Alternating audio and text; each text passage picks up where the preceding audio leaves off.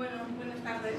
Hola. Estoy encantada de poder estar aquí en la Floresteca de la Floresta presentando el nuevo libro de Gustavo Dud, de Cosechas, que hemos publicado en Pollen Editions.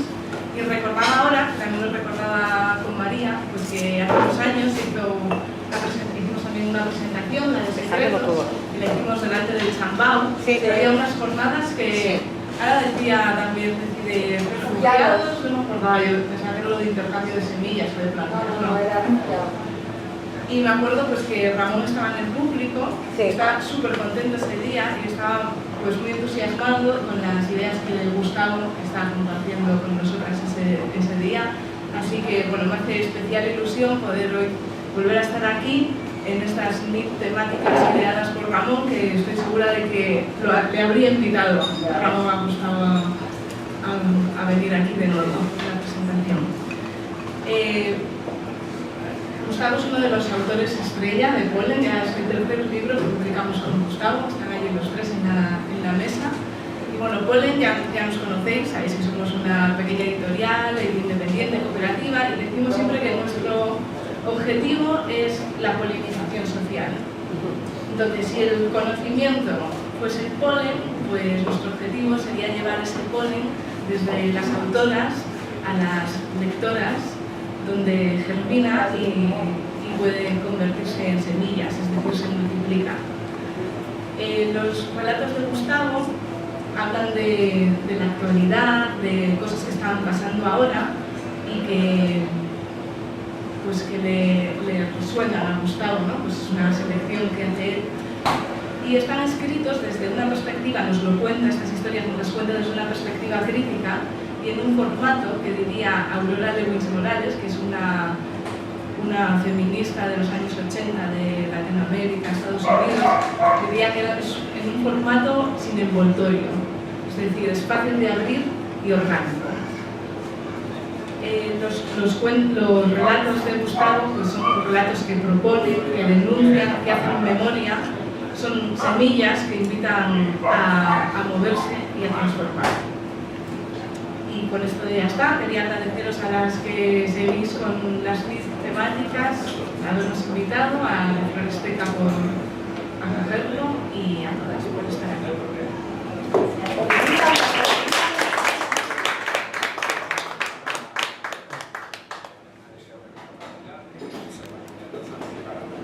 Aida sempre fa les presentacions més maques de les que sempre m'hi hacen conèixer. Bueno, moltes gràcies també per a la Floresteca i a vosaltres per convidar-me. Això no s'aguanta. Vale, aquí està.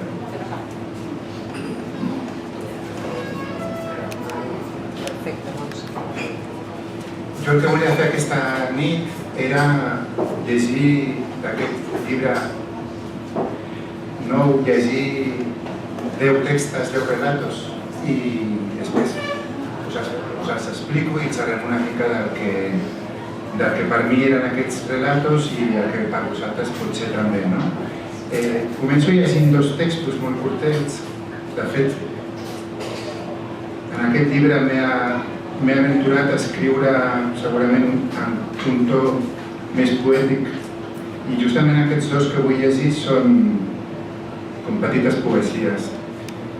Primer els llegeixo i després us explico tots 2 a qui estan dedicats i entendreu la motivació del per què d'aquests 2 textos.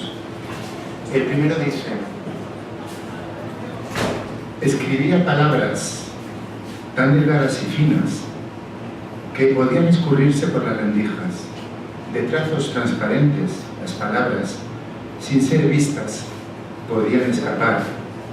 Ligeras, las palabras se las llevaba el viento y sus versos de poeta preso circulaban por el mundo en libertad.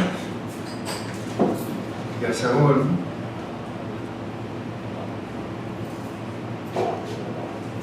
dice: a Berta, mujer, campesina, indígena y pacifista, mujer, campesina, indígena y pacifista, la juzgaron. Hombres de negocios, blancos y militares. Hombres de negocios, blancos y militares. Y por obstrucción al productivismo, a la acumulación, al progreso y a la competencia, al productivismo, a la acumulación, al progreso y a la competencia, decretaron pena de bala. El primer texto, las palabras del poeta preso, están dedicadas a, cuando lo escribí, pensando en, recién había fallecido Marcos Ana, el preso que más tiempo estuvo en las cárceles franquistas, creo que más de 20 años, y que en la propia prisión aprendió o ejerció el oficio de poeta, y sus palabras llegaron muy lejos hasta que él después también pudo salir en libertad. Y en estos momentos de ley mordaza, de políticos presos, de titiriteros, raperos, me parecía importante empezar con esta denuncia y con un reconocimiento a todo este movimiento de personas que saben que la libertad de expresión hay que cuidarla y protegerla. El segundo texto está dedicado a Berta. Berta es Berta Cáceres. Berta Cáceres era una mujer campesina, indígena y pacifista, ecologista y muchas cosas más, que ahora en marzo del año que viene hará 3 años que fue asesinada por dedicarse de una forma muy vital y muy coherente a defender la vida frente a los que vienen a depredar el territorio. Berta es uno de los ejemplos de la cantidad de personas que a día de hoy el capitalismo asesina por acceder a más recursos naturales, a los bienes naturales, a los bienes colectivos, a los bienes que son de todas. Las multinacionales intentan llegar a cualquier precio, y si el precio son la vida de las personas, pues no tienen ningún miramiento. Cada día hay un asesinato de un defensor de la tierra o de una defensora de la tierra. En Indonesia, frente al avance de la palma africana, o en Honduras, como es el caso de Berta, frente a las represas, o actualmente en Guatemala, frente también a proyectos de represas de capital extranjero o incluso de capital español, como el proyecto que hay en Guatemala de Florentino Pérez, y que hizo que una amiga mía, que además aparece creo que en los otros 2 libros, Lolita Chávez, ahora tiene que estar en España porque sabe que si vuelve a Guatemala pues le pasaría como a Berta Cáceres. Y quería empezar con estos 2 textos, seguramente por lo que decía también Aida, ¿no? La actualidad, que lamentablemente es una actualidad que piensas que en su momento es noticia, o en ese momento nos impacta el asesinato de Berta o la muerte de un poeta, pero se va a repetir. Y el asesinato de Berta hoy sigue siendo muy presente, simplemente lo que cambia son los cuerpos, pero la idea sigue siendo, la realidad sigue siendo la misma. ¿Y por qué lo pongo en palabras? ¿Y por qué lo pongo en estos textos? Pues supongo que debe ser como un poco un ejercicio de terapia también, o de sanación para mí. De hecho, me gustó mucho el regalo que nos hizo la ilustradora de este libro, que como ya la mayoría lo habéis comprado, os disfrutaréis. Las ilustraciones son de Sofía Acosta. Sofía es una grafitera, una ilustradora ecuatoriana, que estuvo mucho tiempo también en Barcelona. No vais a ver ningún dibujo de Sofía en Barcelona, porque son dibujos efímeros, son pintadas sobre las que van otros artistas y van repintando y remodelando. Y las ilustraciones que hizo para este libro están hechas, la portada, el original, está hecha con una resina del drago. El drago es un árbol, nosotros nos viene a la idea del drago milenario de Tenerife, ¿verdad? Sí. pero en América Latina y en otros lugares es un árbol o una familia de árboles habituales, y esa resina la utilizan los pueblos autóctonos para curarse. Va bien como para calmar los dolores, para cicatrizar las heridas. Entonces me gustó mucho que esa portada fuera la portada de este libro, por lo que pueda tener de efecto sanador, o al menos para mí lo tiene. Lo que tengo que probar es que cuando me duele la barriga, poniéndolo aquí, alivia o no alivia, pero ya os lo diré. Entonces escribo, os decía, porque creo en el poder de las palabras, en un poder mágico de las palabras, y es un poco el texto de este tercer relato que dice: enamorarse es cuando al tragarse la palabra de otra persona, un calor se expande dentro de ti. Si existen guerras, es porque las palabras que alguien escupe entran en otro alguien que ni quiere ni sabe o no puede digerirlas. El soberbio es el necio que cree que las palabras con las que se emborracha solo él las pudo decir. Hay quienes tienen predisposición a absorber palabras que son preguntas. Son gente que siempre dudan de todo. Y hay quienes ingieren palabras que saben encajar como puzzles y al liberarlas dictan canciones o recitan poesías. Es un ciclo infinito de las palabras. Palabras inspiradas, palabras expiradas, palabras inspiradas, palabras expiradas. Bueno, esa es la intención del libro, ¿no? Distribuir palabras, llenar la atmósfera de palabras que nos puedan hacer a todas, como decía Aida, compartir ideas, compartir imaginarios, compartir denuncias, compartir sueños. Hay ideas que si son irrespirables, seguramente es porque hay muchas palabras horribles en el ambiente, ¿no? Seguramente si ponemos la televisión en casa, se nos va a quedar el comedor con un ambiente irrespirable. Bueno, las palabras están en el aire. Cuando para mí hay que denunciar algunas cosas, pues uno de los temas que siempre me ha preocupado y que en el libro también aparecen algunos textos, es evidentemente todo lo que tiene que ver con nuestra tierra, tierra paisaje, tierra planeta, tierra ecosistema, y con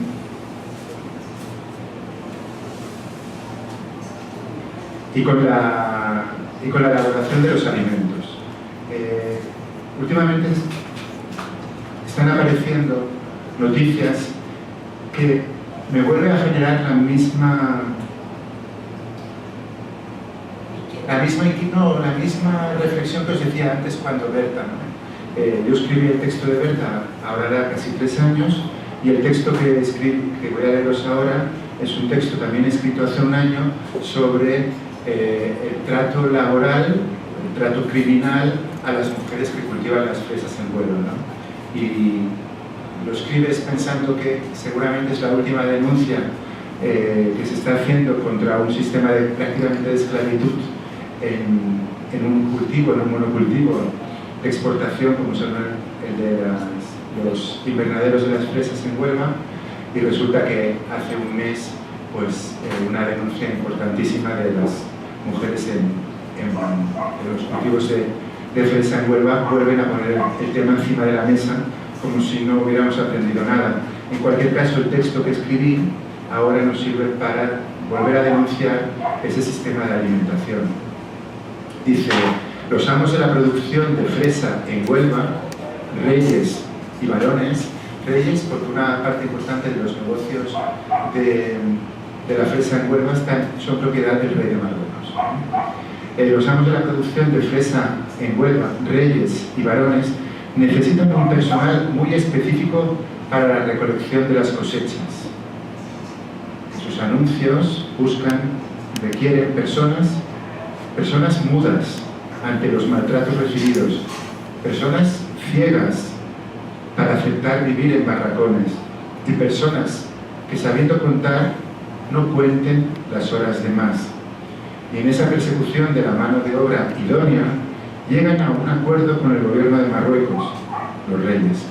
Como nos explican Juana Morena y Emanuela Helio, se establecen sistemas de contratación exclusiva de mujeres marroquíes casadas, con hijos e hijas, menores de 13 años, a su cargo, de forma que siempre, cuando no las necesitan, son mujeres reenviables a sus responsabilidades familiares. Otro de los textos que escribí hace referencia a otras personas migrantes que forman parte de nuestro sistema alimentario y que son invisibles y que no conocemos, pero que sin ellas no funcionaría uno de los grandes negocios o agronegocios de Cataluña. Cataluña es una gran industria alimentaria, sobre todo en el capítulo de cerdos. Sabéis que producimos muchísimos cerdos, se exportan muchísimos cerdos. Detrás de la producción animal de cerdos estabulados es un eufemismo, significa aprisionados, con un sistema dependiente de la soja para alimentar a los cerdos que se importa de América Latina, con una producción de carne llena de hormonas, llena de antibióticos, porque el sistema lo requiere. En todo ese modelo, una alimentación que nos engorda, que nos enferma, responsable de muchos problemas sanitarios en el territorio, detrás de ese modelo todavía hay un rostro oculto que son los trabajadores y las trabajadoras de los mataderos. Todas esas cadenas de cerdos o de animales acaban pasando por el matadero y esa última operación del sacrificio y el despiece la hacen personas migrantes, en unas condiciones de trabajo pues, similares a las que relatábamos antes. Aquí cuento la historia de Marc. Marc, en busca del sueño europeo, viajó a pie 6.000 kilómetros, la distancia que separa Barcelona de Ghana, de donde vino Marc. Sin Marc, el eslabón de la cadena alimentaria, la industria cárnica, la joya de la corona de la economía catalana, española y europea, no sería posible.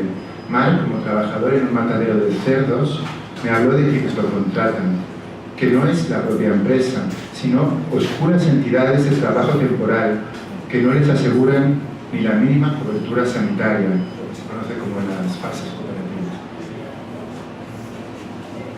Manejando cuchillos a la velocidad de muchos cerdos por minuto, los accidentes, las amputaciones y las heridas son muy habituales. Para alcanzar un salario de miseria, me explicó que el horario se alarga hasta más de 16 horas y sin apenas descansar, los riesgos de estas lesiones aumentan proporcionalmente, en una maldita exactitud. Marc cuenta muchas más cosas tremendas, como que se acaban mirando encima al no poder tomar ni una pausa en ese ritmo frenético de faenado, o como que la palabra huelga es sinónimo de la palabra despido. Pero Marc lo resume todo en una frase: nos tratan peor que a los cerdos que descuartizamos.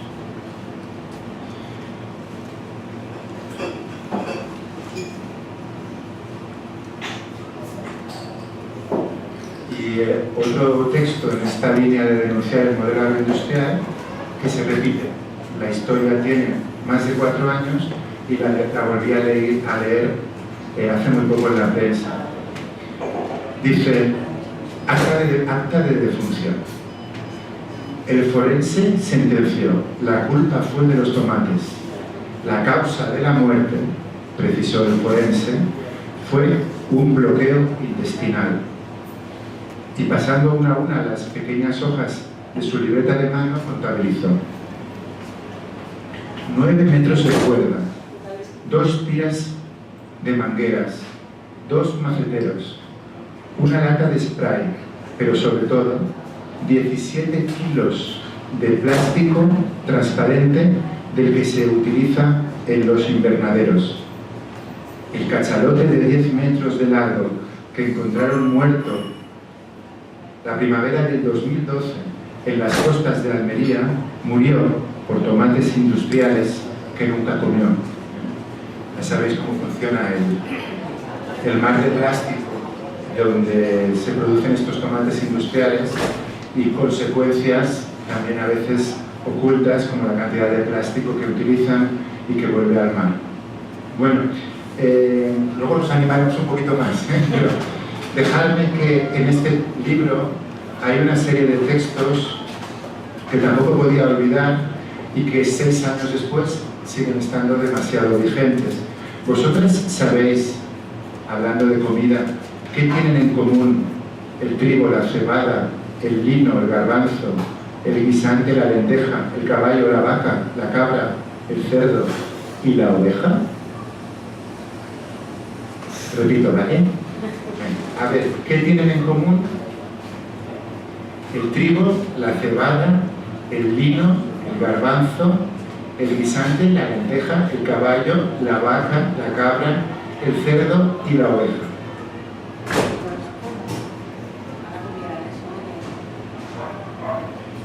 ¿Se comen unos a otros? Que se comen... ¿Perdón? Los seres vivos, sí. ¿Que se comen unos a otros? No. Que comen...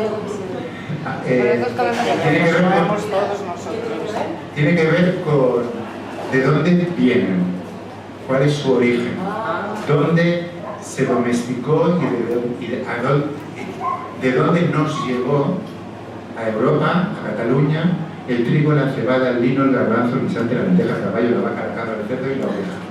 ¿De dónde nos llegó hace 10.000 años? África. La creciente fértil, Palestina, Egipto, Irak, Irán, Siria. El texto dice, Siria hace 10.000 años nos regaló el trigo, la cebada, el lino, el garbanzo, el guisante, la lenteja, el caballo, la vaca, la cabra, el cerdo y la oveja. Ahora, 10.000 años después, se lo agradecemos con la guerra, el naufragio, la valla. Las oleadas de migrantes son las mismas oleadas de migrantes que trajeron la agricultura a Europa. Simplemente que entonces no tenían que saltar vallas. Pero todos estos productos nacen, se domestican, y cuando estudiábamos historia nos lo explicaron, en esa luna que se llamaba la creciente fértil, que justamente hoy es zona de conflicto, en busca de otros recursos, pero en definitiva de otro expolio. Cuando vemos a todas estas personas que intentan llegar cruzando el mar, pensemos que muchas huyen de las bombas, pero sobre todo huyen del hambre. Un hambre que no quiero centrarme en eso, pero que tiene que ver con nuestra obesidad. Nosotros, o el primer mundo, se alimenta porque hay países que están pasando hambre. Es una ecuación matemática y es bastante sencillo. Entonces, en este libro hay textos que tienen que ver precisamente con esta realidad. Hay otra de las realidades que también escribí en un libro que se llamaba Lo que hay que tragar, que recogía uno de los fenómenos de los últimos 10 años más preocupantes desde el punto de vista de la agricultura, que es el acaparamiento de tierra. La tierra cultivable, la tierra fértil, es un bien finito. Hay la tierra que hay, no se puede cultivar, no se puede crear más tierra. Yo siempre explico que en los años 30 hubo la crisis del crack del 29 y Mark Twain, el escritor, a los especuladores les decía: compren tierra que no se fabrique más, no se fabrica más. Bueno, pues esa realidad premonitoria es lo que está pasando. Las grandes empresas, los grandes capitales, los fondos de inversión están comprando tierras, las mejores tierras, en África, en América Latina, y muchas de las personas que huyen de esa realidad de hambre huyen precisamente porque les han robado la tierra. Y en este texto lo intentaba explicar, también así de una forma un poco poética, dice: nació tierra adentro, creció y cultivó en tierra de nadie, en tierra de todos. Su futuro echaron por tierra cuando le robaron la tierra, y caminó miles de pasos para poner tierra de por medio. Ojalá me tragase la tierra, ojalá me tragase la tierra, repetía, pero se lo tragó la mar.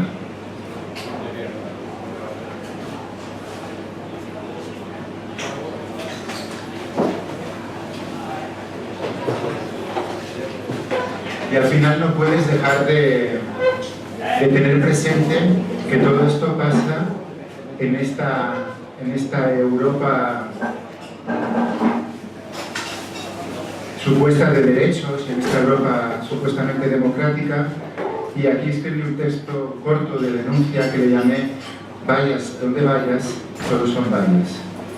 Y dice: acertó la Biblia cuando anticipó que atravesaríamos un valle de vallas, porque efectivamente, vayas donde vayas, todos son vallas. Europa, en cada frontera, cultiva una trinchera. Europa es como un puercoespín, con toda su epidermis cubierta de púas. Europa es miedosa, se esconde dentro de un gallinero. Europa es una isla que aísla. Europa es una porción de tierra rodeada de vallas por todas partes. Europa es un monocultivo de vallas, y en lugar de acercar, Europa aprendió a cercar. O este texto también de denuncia que dice: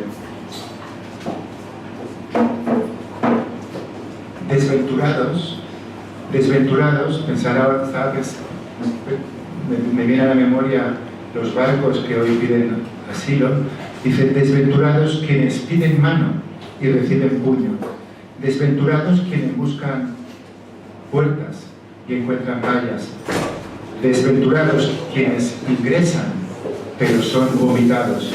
Y desventurados quienes, huyendo de las bombas, son explotados.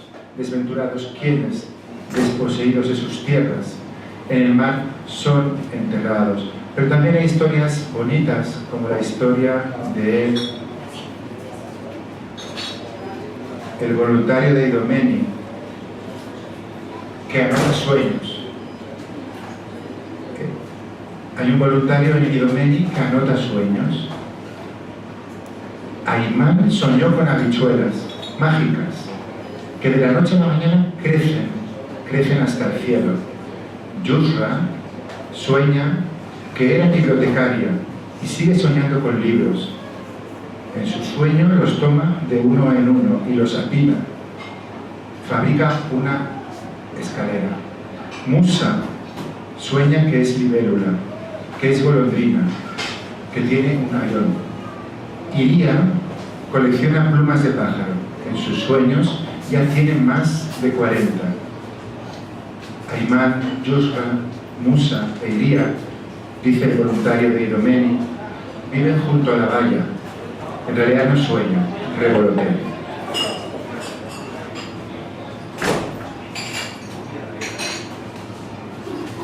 Y bueno, vamos a intentar cambiar el tono y os voy a leer un par de relatos de esas cosas que, bueno, también te hacen pensar, que lees o que te explican, y así iremos llegando a los últimos, que son un poco también las ideologías que hay detrás de estos textos. Este es un texto que hace muchos años leí en una carta al director, y que después de haberlo leído muchos años después lo intenté trasladar yo a este texto, que se llama El árbol antena. Antes me decíais que alguien me había escuchado en el bosque habitado. Pues el asunto este del bosque habitado ha hecho que me fije mucho más en los árboles, y en el libro hay como 6 o 7 relatos de árboles, y este es el árbol antena. Es una historia que leí a Carlos Espín, que no sé quién es, y habla de: imaginémonos por un momento qué prodigioso fuere que los árboles, los perennes o los caducos, los milenarios o los recién nacidos, los árboles frutales o los ornamentales, los gigantes o los minúsculos, no importa. Imaginémonos que todos los árboles fueran productores de ondas wifi. Tejos, sauces, abetos, limoneros, castaños, olivos, higueras, la fantástica ceiba, todos serían considerados seres sagrados. Templos que defenderíamos con nuestras mejores energías y los más hermosos cuidados. Los bosques, llenos de árboles, por decreto popular serían declarados espacios de utilidad pública. Además, para ampliar la cobertura wifi, ampliaríamos la cobertura arbórea, plantando árboles por todos los lados. En los patios de vecinos, en los patios escolares, en los terrados de los edificios, en los solares vacíos. Seguro que no habrían plazas duras, todas tendrían árboles. Más aún, no dudaríamos en derribar polígonos y fábricas para volver a plantar en ellos pequeños árboles que se hicieran bosques. Si los árboles produjeran wifi, las ciudades serían amables y sostenibles, y de un plumazo recuperaríamos biodiversidad. Y con esta tecnología de reforestación, el peligro del cambio climático sería cosa del pasado. Pero los árboles, dice Carlos, es una lástima, no producen wifi, únicamente producen el aire que respiramos. Otro texto que me gusta compartir con vosotras es una adivinanza. Antes os he hecho la adivinanza de la agricultura. Ahora os voy a hacer otra adivinanza. Ya sabéis que normalmente funcionamos a partir de unas monedas que la controlan los bancos centrales, que las controlan los fondos financieros, que se convierten en moneda de cambio, moneda de endeudamiento, que las leyes de herencia con esa moneda determinan desde el nacimiento quién será rico y quién será pobre, que en los paraísos fiscales esas monedas se reproducen, que se apilan en cajas de caudales, que las monedas son como un espejo, el reflejo preciso del hambre. Y por lo tanto, que deberíamos de acuñar una nueva moneda. Y yo tengo una propuesta, que es la que quiero ver si sabéis cuál es ese tipo de moneda que yo propongo. Es una moneda que nunca escaseará, porque cada cual tendrá la posibilidad de producir artesanalmente tantas como necesitéis. Es una moneda que nunca podrá ser robada o controlada, pues cada una de ellas lleva un sello intransferible y único. Es totalmente imposible de falsificar. Está clarísimo, pero a través de la poesía. Entonces súper suave, pero a veces también es de algunas patadas y el punto de sentido del humor, ¿no? Yo lo que veía era que todo lo que hacemos realmente tenemos un enemigo muy potente que anda por ahí y que hay poesías, por ejemplo, una que dice: las grandes multinacionales están comprando la tierra. Coño, lo están comprando todo, coño. Están comprando el piso, la tierra, los edificios, están comprando el mundo. O sea, se está permitiendo que el sistema les permita a gente comprar el mundo completo y dejarnos a nosotros en la indigencia más absoluta, porque realmente no, el mundo no se puede comprar. ¿De quién es la tierra? La tierra no es de nadie. Entonces el sistema está enfermo, que está permitiendo que se acapare, y además con métodos expeditivos como lo de la Berta, ¿no? Que maten a la gente por defender un río, por defender... Bueno, yo creo que sus libros más que nada son libros que con una apariencia muy poética, que lo son, también tienen su poesía, pero son libros de denuncia y son libros muy completos. A mí me encanta.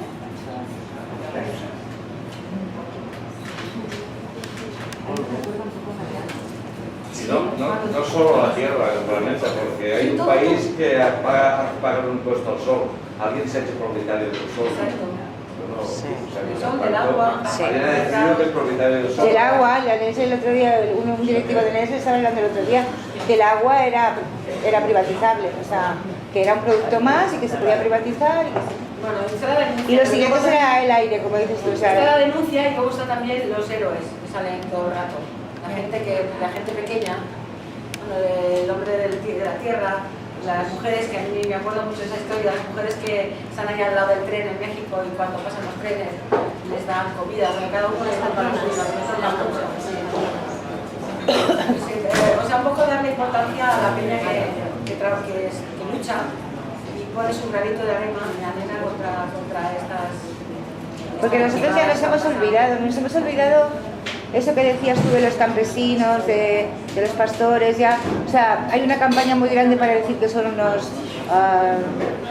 zafios, unos brutos, unos garrulos. Eso, hace mucho tiempo que existe esa campaña, no es de ahora. O sea, cuando la primera vez que nos empezaron a quitar las tierras, ya empezaron a hacer eso, ¿no? Decir, es que los campesinos son mierda, los pastores son mierda, o sea, no son nadie.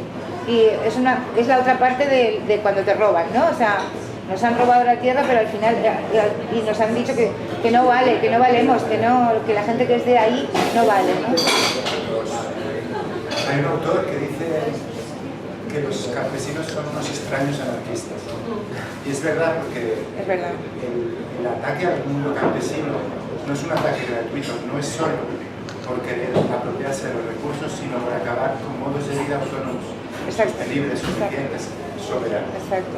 Entonces, en la medida que tú acabas con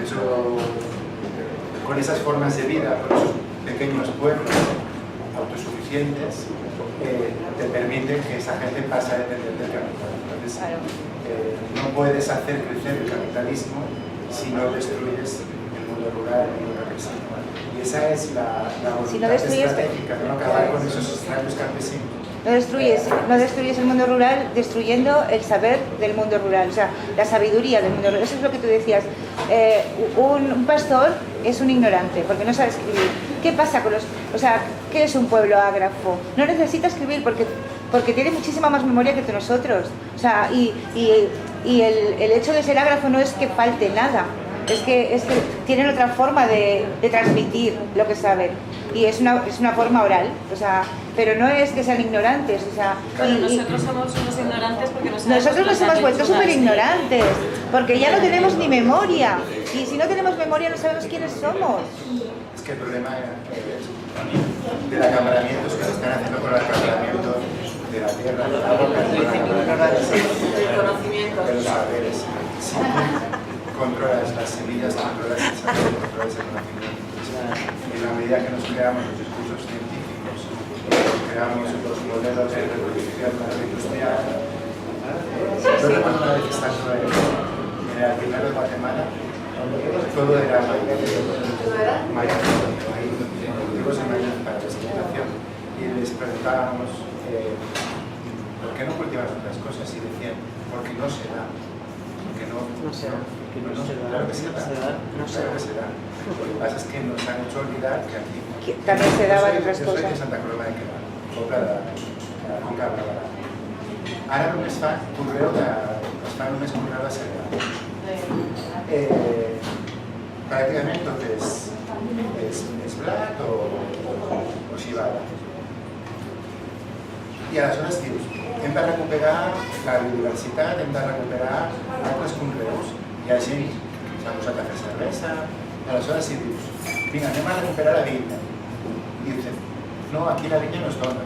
Hi ha un carrer de Santa Coloma que és el carrer de les vinyes. I a més, cal retrocedir 100 anys que allà també hi havia vinyes. Ens volen fer oblidar que nosaltres tenim capacitat en els nostres pobles tenir sistemes de producció agrícola diversos i diversificats per mantenir un sistema, no cal parlar d'autosuficiència, però un sistema amb autonomia, un sistema que pugui funcionar en dependència dels pobles dels costats, però no que tinguin cada pedra de la soja de l'Argentina i de las multinacionales del soja.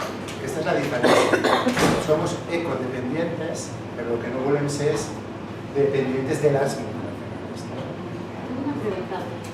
estos monocultivos esterilizan la tierra para otros cultivos que no sean estos? Bueno. O sea, eso de ya no se da, puede ser real, que antes se daba, pero estos cultivos queman la tierra, puede ser. La malmetamol i li fan reduir molt la fertilitat. No el conreu en si mateix, el maíz de sí mismo no es malo, el trigo no es malo, lo que pasa es que en los monocultivos obligatoriamente tú tienes que actuar, tienes que echar pesticidas porque el monocultivo no tiene defensas, el monocultivo es muy débil, no tiene, como solo hay un único cultivo, no hay entre sí capacidad de autodefenderse, es muy raro. Entonces tú necesitas sí o sí meterle por un lado pesticidas, por lo tanto acabar con la flora, con los microbios que permiten la vida en el suelo. Al final, cuando hablamos de ecodependencia, es que dependemos de las lombrices de tierra, pero dependemos de los microbios que se arraigan a las raíces de las plantas para capturar el nitrógeno. O sea, nos creemos muy todopoderosos, pero dependemos de bichitos microscópicos, ¿no? Entonces, por un lado, matan a la vida, pero por otro lado necesitan fertilizar la tierra, no hay abonos orgánicos, entonces van cargando de nitrógeno, potasio sintético, que acabas lo mismo, ¿no? Dopando la tierra hasta agotar. Entonces, llegas a estadios prácticamente de la esterilidad, pero la tierra siempre es reversible. La tierra siempre la podemos volver a hacer reversible. Es un organismo vivo que a veces lo volvamos a querer revitalizar. La tierra, las multinacionales nos pueden defraudar, la tierra no nos va a defraudar. Hay una organización muy conocida en Madrid que dice bajo el asfalto está la tierra. Pues incluso eso, ¿no? Víctor Jara cantaría a desafarar y a desafaltar a desafaltar.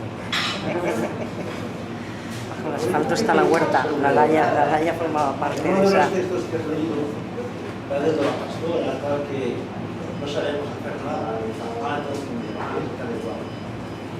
Pero ahora, a través de las nuevas tecnologías, ha aparecido esto de la fabricación en 3D, en 3 dimensiones, 3D, que ahora sí que hace accesible, por ejemplo, una persona que no sabe hacer zapatos, hacerse su propio zapato en la persona. Entonces esto, como sabéis también, hay algún teórico de estos drifts y tal, que dice que esto va a ser una nueva revolución porque va a acabar con el sistema actual de cultura capitalista, disperso y tal, que puede favorecer. ¿Qué piensas? Yo he escuchado que incluso desde la tecnología esta de las 3D se puede acabar con el hambre, porque se podrá incluso elaborar alimentos con células madre, 3D, etc. Yo soy muy respetuoso y además creo que hay mucho que aprender de la tecnología. De hecho, un agricultor es un inventor. Constantemente está inventando, está encontrando maneras de sacar adelante los cultivos. Buscar cualquier huerto, los que tenéis huertos, no dejas de estar improvisando, ingeniando cómo hacer para aprovechar mejor el agua, aprovechar espacios verticales. Es decir, el ser humano es un ser que progresa y avanza desarrollando tecnología. Yo en eso, igual que creo en los avances de la ciencia, pero todos aquellos modelos donde la ciencia puede ser ciencia controlada, ciencia acaparada, me generan mis dudas. En cualquier caso, ahora también dicen que nos acabaremos alimentando de células madre que producirán hamburguesas y se diseñarán y se imprimirán en modelos 3D o comiendo insectos. Mira, yo en eso tengo certezas científicas de que nos acabaremos alimentando de aquí 20-25 años, pues como nos hemos alimentado siempre, de lo que produce la tierra y de lo que producen los campesinos y las campesinas. Hay una variable que al ser humano nos debería preocupar. La fertilidad de la tierra es una variable que me preocupa, pero la tierra es reversible. La única variable que yo creo que nos deberíamos preocupar es, nos quedan campesinos. La realidad de la alimentación solo se puede sustentar, una alimentación para todos, solo se puede sustentar en el momento que sigamos manteniendo población campesina y redignifiquemos el oficio de campesinos y campesinas. Cataluña es una de las poblaciones de los territorios con más fragilidad de aquí al futuro. Yo no sé si seremos independientes o no. Si de aquí 5 años el Barça ganará o no ganará la Recopa, no lo sé. Pero con 25.000 campesinos que tenemos en estos momentos y que de aquí 10 años, al ritmo que vamos, serán 10.000, Cataluña tiene futuro. Porque el petróleo no es infinito, porque los fertilizantes no son infinitos, porque el comercio mundial es muy arriesgado. Esa es la variable que yo creo que hemos de poner encima de la mesa. Mientras solo nos preocupamos en buscar respuestas tecnológicas, nos estamos olvidando para mí de la más especial que son las personas, que entre todas hemos de cuidar la tierra. Perdona que me llevo, siempre voy a ser... Sí, pero es que tienes toda la razón. ¿Has oído hablar de un tipo francés que se llama Claude Bourguignon, que es un agrónomo francés que explica que su promoción era la última que estudiaba microbiología del suelo? Después de su promoción, que fue él el último que se apuntó a unas clases de microbiología del suelo, ya no se estudió más, pero no solo en Francia, en toda Europa. O sea, ¿por qué era eso? Porque claro, el saber está acotado en ese aspecto. O sea, ya no querían que la gente supiera que el suelo está vivo. Y él va por toda Francia con sus aparatitos y sus cosas para explicarle a los campesinos cómo revertir la infertilidad de sus suelos. O sea, analiza los suelos y le dice, bueno, aquí te falta tal, y para volver a revertirlo pues necesitas tal. Y explica, además es alucinante ese pavo, me encanta, porque en un cuarto de hora, hablando como una metralleta, te explica todo el ciclo de la vida debajo de tierra, ¿no? O sea, cómo los árboles, las raíces van abajo y cogen, ¿sabes? Es impresionante. Y decía eso, es que no quieren que sepamos que el suelo está vivo. Entonces, si no tenemos ya ese saber básico, o sea, ¿cómo vamos a hacer? Si vamos perdiendo esos saberes por el camino porque no cuidamos a la gente que trabaja en el campo, que es el trabajo más importante. En tierra fértil hay más seres vivos que todos los humanos. Sí. Él dice eso también. Y que es alucinante que los ingenieros agrónomos ya no estudien eso, ya no lo estudian. No hay que estudiar eso, no se puede saber eso. Sí, hay otro agroecólogo que se llama Jairo Restrepo, que va también por todo el mundo haciendo conferencias igual. Y tiene un lema que ahora no me acuerdo porque lleva pues una camiseta que dice... sin mierda no hay revolución o algo así. Qué guapo. No me acuerdo porque rima, yo no soy capaz de encontrar la rima. Porque al final es verdad, la regeneración de los suelos se puede hacer a partir de las ventas de los animales y también de los microbios de los bosques, ¿no? Entonces son los biofertilizantes, bioestimulantes. Hay mucha gente que está trabajando en esta línea, ¿no? La propia biodinámica, cuando escuchamos que hay cultivos biodinámicos o biodinámicos, se basan un poco en todos estos principios, pero son los principios fundamentales que llevan 10.000 años en funcionamiento. Claro. Simplemente están o no recogidos. Y era muy importante que eso se rompiera, esa cadena de saber se rompiera. Y por eso quitaron esa asignatura. Todos los agrónomos que salen de las carreras ya no saben qué es el suelo. Yo soy veterinario. Claro. Yo soy una máquina, suerte que no estudié mucho la carrera, pero yo soy una máquina que te van a preparar para ser un buen computador para ver una granja, ver unos cerdos, ver unos trabajadores y y diseñar cómo engordar esos animales a los costes más baratos. Es curioso que todos los veterinarios... Eso es para los que estoy preparado. Eso es para los que nos preparan. No estoy preparado para... Claro, claro. Es un curso de cocina, te van a preparar para hacer cocina industrial, básicamente. Un curso de verdad, de 500 horas, ¿no? Tú sabes aquí cocinar, tienes que saber lo que está prohibido y lo que no, y todo es absurdo.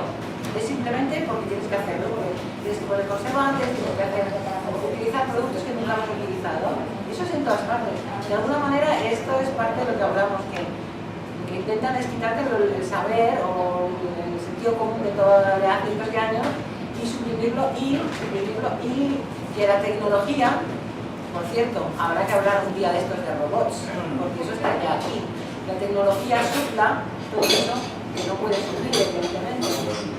Yo no soy muy positiva en ese aspecto, yo no creo que ni las máquinas 3D, lo que pasa es que si dan dinero, pues alguna gente sacará dinero de las 3D, además estamos ahí esperando y saquen la fotocopia.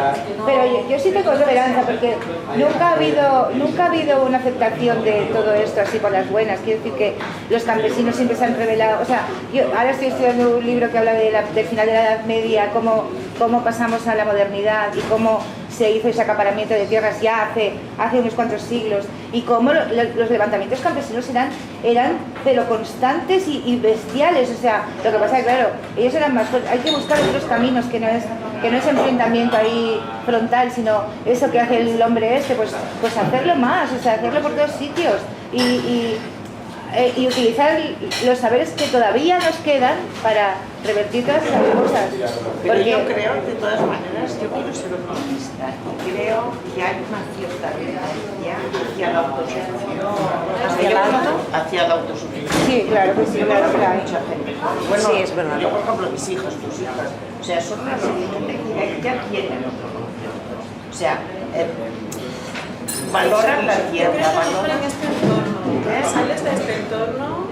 Bueno, pero hay una... Yo creo que no. Bueno, o sea, en este entorno en el que vivimos, forestano, afín y tal, sí, pero hay una tendencia a eso, pero sales y yo creo que hay una tendencia a todo lo contrario. Bueno, porque a dármelo hecho, masticado, claro, precocinado pero hay que ser, en esto hay que ser optimista. O sea, yo creo que hay gente que tiene claro que el futuro no es este.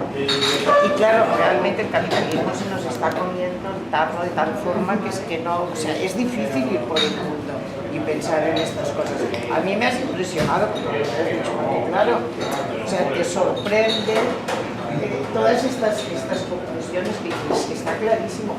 Pero realmente creo que hay mucha gente ahora, o sea, hay una tendencia a que la gente cambie un poquito.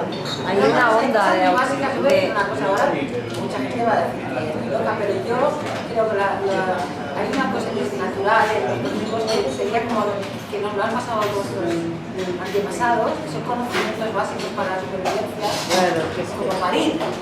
Ya no sabemos parir, solo tenemos miedo. Eso es muy importante, de aquí a nada será todo por máquinas. Todo será una semillita, el litro y haga. ¿Cuántos litros hay ahora?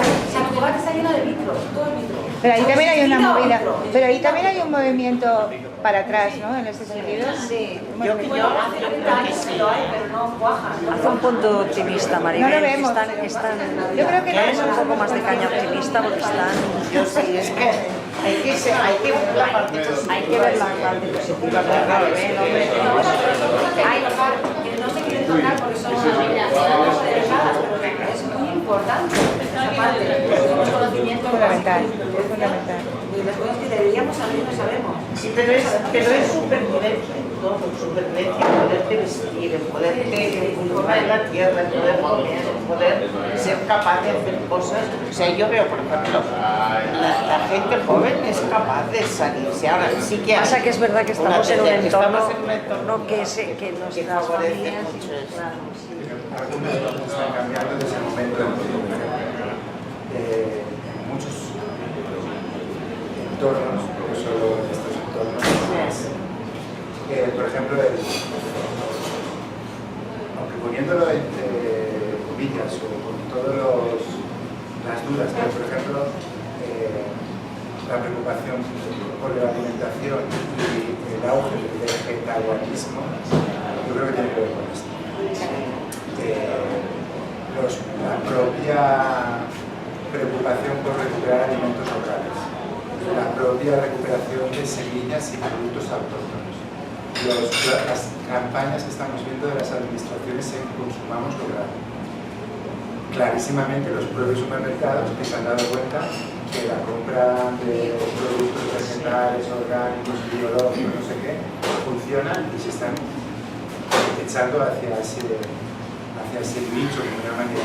Significa que hay una tendencia, como a mí, en el tema de la alimentación, que va por ahí. Hay otra estadística que para mí es un poco optimista, es quién se está incorporando al campo.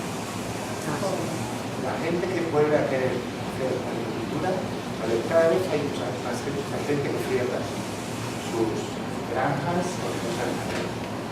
Pero la gente nueva que empieza de cero, el 100% de la gente nueva que empieza con modelos agroecológicos. No hay gente que ya empieza con proyectos agroindustriales, a criar cerdos, o sea, incluso el relevo generacional. Los hijos y las hijas que quieren seguir quedando en el campo rechazan el modelo industrial de sus padres, porque sí les ha dado dinero, pero no son felices. Los han visto ahí trabajando en mataderos, en galineros, no sé qué, y los chavales reconvierten la finca y intentan funcionar pues, con otros modelos. Entonces, podemos ver que en algunos entornos hay claramente recuperar estos paradigmas, pero en líneas generales siempre muy precavido. Yo tengo también esa sensación. Yo mismo, hace 20 años estoy con el discursito de la soberanía alimentaria.